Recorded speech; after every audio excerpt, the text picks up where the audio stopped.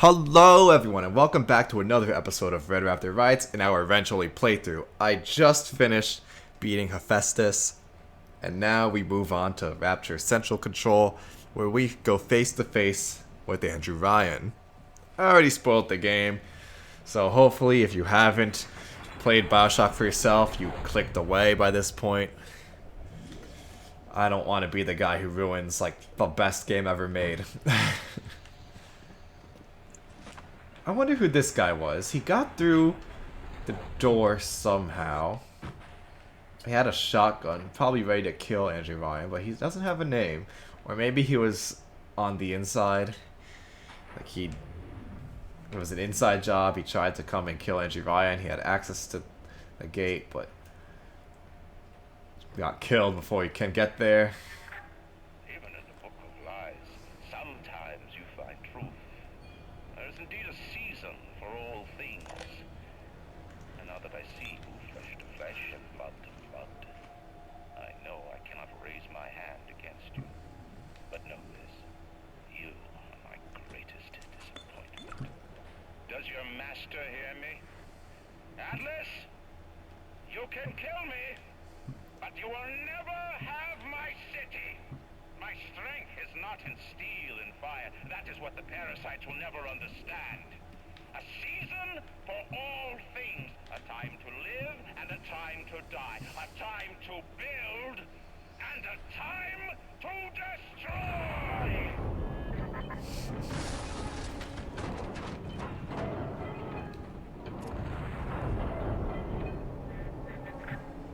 Come now, my child. There is one final thing to discuss. Man. Oh, so good. So good. What? Ryan's at the core to self-destruct. This is different than what you did. He's got a mind to take down the whole damn city. Get in there and whack the chunk for the whole joint blow. And who's this guy? Like, did a whole squad of people come in, try to kill Andrew Ryan? Is that why this door is broken here? What was this squad who actually made it in and attacked Andrew Ryan? Got mowed down, but they tried. Well, it's time to engage in the best twist ever made. Okay, let's try to hit the... Nope, we missed and took fall damage. And... oh, here it is. Would you kindly? And here's the door. Look, Gary, there I am. Oof. Okay, we're gonna grab this one. We're not gonna play it. It involves killing a puppy, and puppy killing is just a huge no in my book. Puppies are the best thing that has ever happened to mankind. So yeah, none of that. None of that. Advanced deployment, Lot 111, Dr. Sujo, client Fontaine Futuristics. Baby is now a year old. Who's Weighs this? 58 pounds. And possesses gross musculature of a fit 19-year-old. The results are disappointing, but within expected tolerances.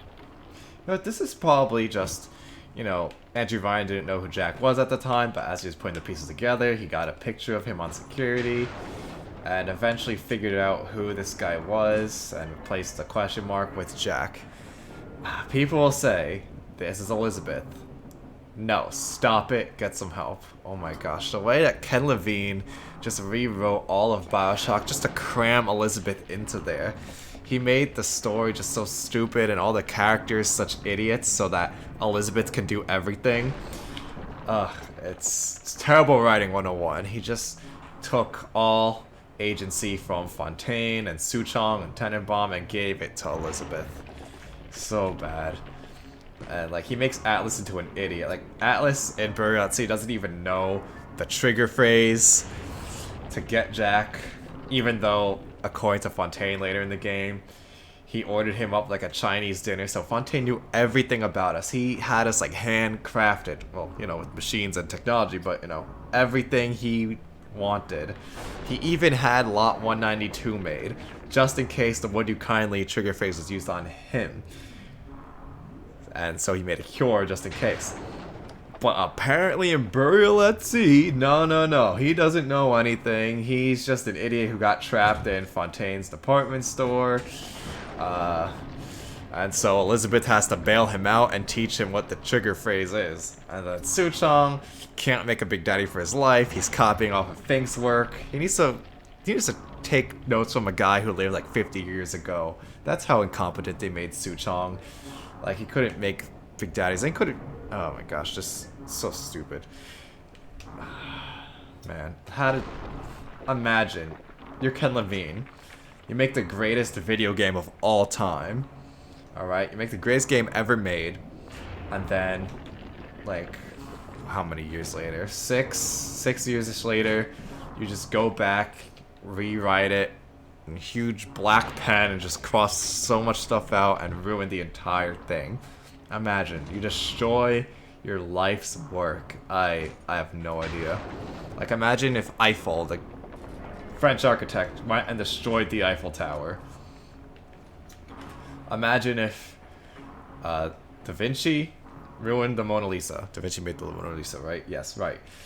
Or if Michelangelo burned down the Sistine Chapel. That's what Ken Levine did to BioShock. The assassin has overcome my final defense, and now he's come to murder me. In the end, what separates a man from a slave? Anyways, yes, here's like the best monologue ever. Just Power? No. A man chooses.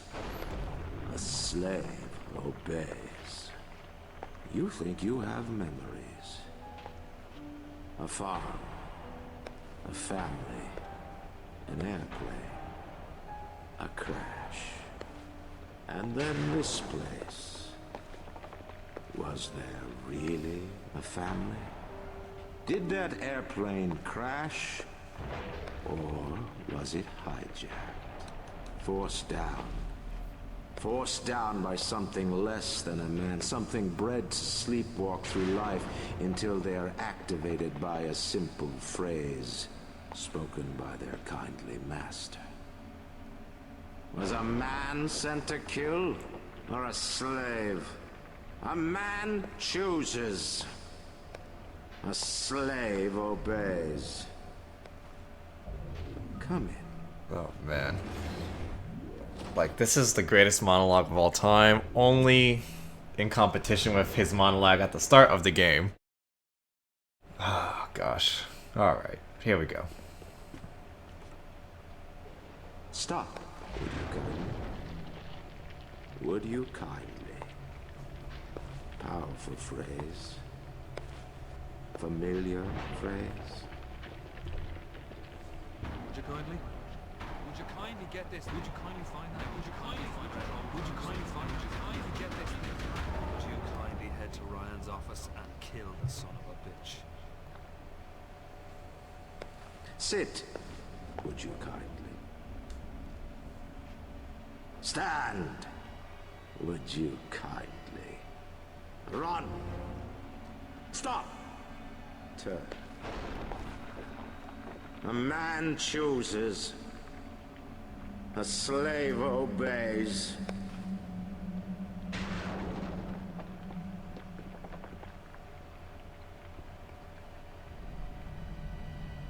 Kill!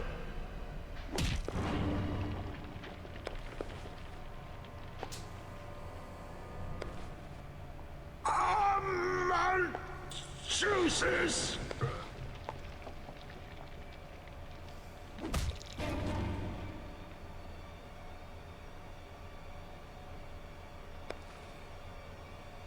A slave obeys.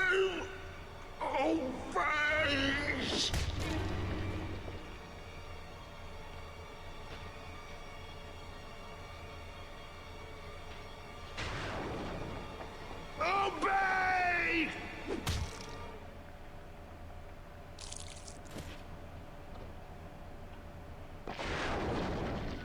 Hurry now!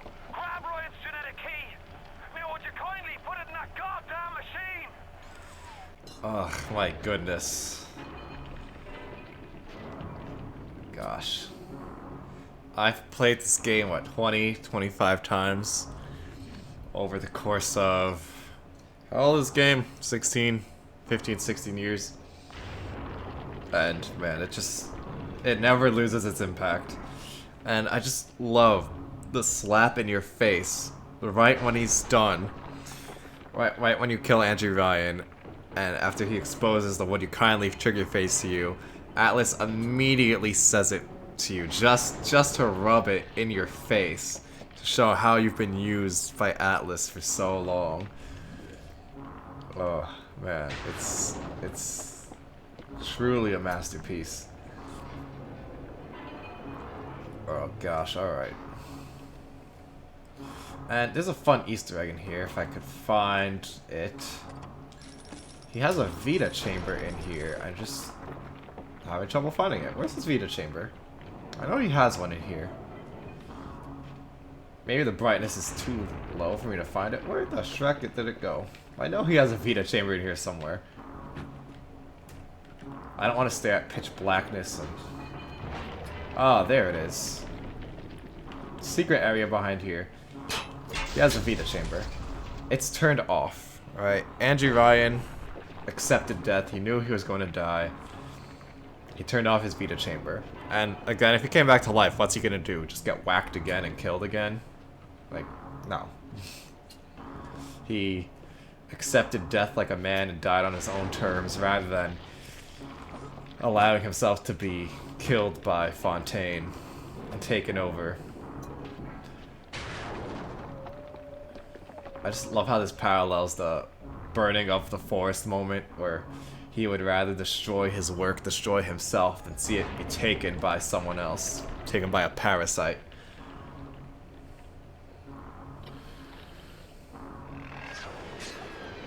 That's another great monologue in Arcadia. Oof.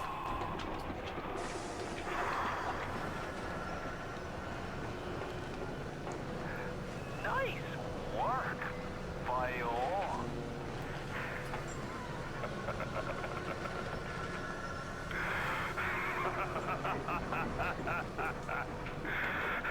It's time to end this little masquerade. There ain't no Atlas kid. Never was. Selling my line of work takes on a variety of aliases. Hell, once I was even a Chinaman for 6 months. But you've been a sport, so I guess I owe you a little honesty. The name's Frank Fontaine. Oof. Oh, gosh, it's so good. I gotta say, I had a lot of business partners in my life, but you, of course, the fact that you were genetically conditioned to bark like a cocker spaniel when I said, would you kindly, might have had something to do with it, but still. Now, as soon as that machine finishes processing the genetic key you just fished off Ryan, I'm gonna run Rapture tits to toes. You've been a pal. You know what they say? Never mix business with friendship. Thanks for everything, kid. Don't forget to say hi to Ryan for me. Let's never exactly explain how this machine works. That's okay. I guess we don't really need an explanation. We just know that we put in the key, gave control of Rapture and security to Fontaine. But was there a code that we punched in there? Did he do it remotely? We don't really know. But it's just a small detail. We don't really need to go too into it. We can extrapolate some things, so you don't really need to know exactly how it works. Ah, okay. Oh, I really hope nothing bad happens to me. Nothing bad ever happens to me. And get Shrek'd. We can do the safe house and then call it a video. Man, yeah, that never gets old. Imagine you make something this great and then just destroy it. I have no idea how. At least Andrew Ryan burned down his forest because it was being taken over by parasites. Ken Levine, he just did it out of... Because why not? Because why the heck not? So stupid. I have a whole Burial at Sea rant that came out like 2 or 3 years ago that you can go watch on that. Yeah. And I counted like... Was it 50 or over 50 retcons that they made to Rapture and how they ruined it? Ruined the story, ruined the characters. Welcome back, child. It ruined the one thing I liked about Infinite, which is I kind of like Daisy Fitzroy a little. There's some merit there, but You are angry at Fontaine, yes? Now you know the truth. You are his tool, brought back to Rapture to save him. You have committed many... sorry, I'm sorry. I had to do it, Tenenbaum. While you sleep, I undo some of Fontaine's mental conditioning. His control is no longer complete, but he can still pull some very unpleasant strings. Oh, the little sisters aren't gonna like me. I'm sorry. I killed all of your friends. We made your mind with many locks and keys. Fontaine has most of those keys, but not all. Suchong designed your mind, taught Fontaine to control you. You might find answers in Suchong's flat in Mercury Suites. Yeah, I'm sorry. Listen, I'm trying to do a wrench-only playthrough. Who's he? Shh, no, stop it. He's the one who hurts us. No, stop it. I'm sorry. I'm trying to do wrench only. I have to get all the Atom I can get. Listen, I'm sorry. You look like you need help. Tenenbaum says stay away from him. Oh my god, stop it. When will I learn that my actions have consequences? No. Come with me. Gosh. I'm sorry. Listen, I'm sorry. I just have to. Wait. I don't need crafting tools anymore. I've crafted everything I need to. He's mean. Shut up! I know I'm mean. I'm sorry. Who's he? Stay away from him. I'm sorry, guys. Listen, it wasn't my fault. Oh yeah, so as I was saying, so one theory, one hypothesis as to why Ken Levine did what he did and just completely ruined the BioShock timeline and ruined all the characters is because, well, 2K made BioShock 2 and they could have kept making sequels to BioShock. So he might have had his own Burn the Forest moment, where instead of having 2K make sequels and continue with Rapture, he just destroyed Rapture by himself. Oh, you're going into the... I didn't realize that you went back down and went into the vent. But yeah, so...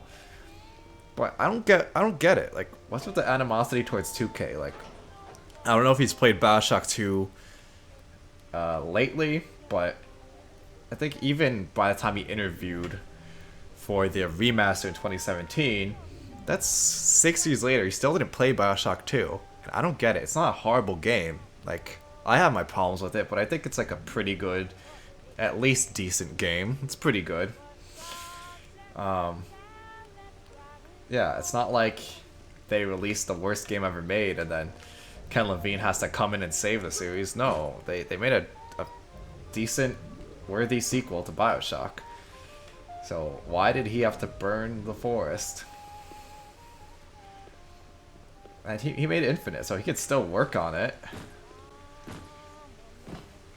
Like, he was in control of the series mostly, but while he was working on Infinite with, like, infinite time, infinite budget, infinite workers, like, 2K just made BioShock 2 on the side and got out pretty fast.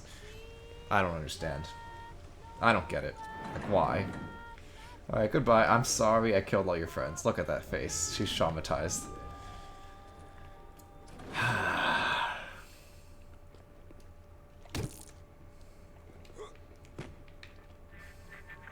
And now you've got hooked up with Tenenbaum, huh, kid? She's a regular mother goose. Alright, fun's fun, kid. But now, go get stepped on by a big daddy. Would you kindly?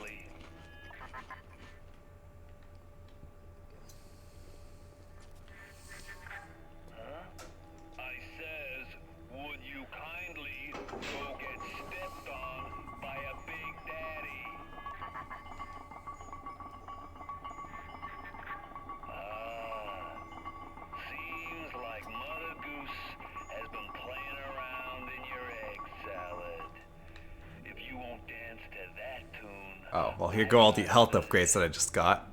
Code Oh, this sucks. yellow. My health just went down. Rip. I just told your brain to tell your heart to stop beating.